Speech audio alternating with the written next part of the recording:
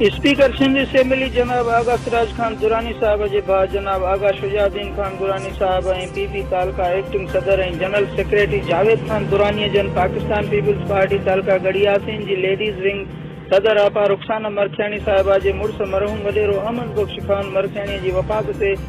फर्जंद मसूद अहमद खान मरखियाणी सां ताज़ियत कई। उन मौके ते आगा नेक खान दुरानी, आगा अब्दुल रहमान खान, बाबर सैयद, आशिक अली शाह, सिकंदर अली मीरानी, नाहिद हुसैन अबड़ो,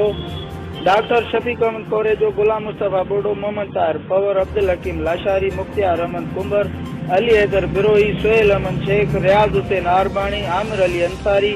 नवीद अली मेमन समेत काफ़ी तादाद में वर्करन उहदेदारन दुख जो इज़हार कंदे दुआ कई त अल्लाह पाक मरहूम जी मग़फ़िरत फरमाए, जन्नतुल फिरदौस में आला मुक़ाम अता फरमाए।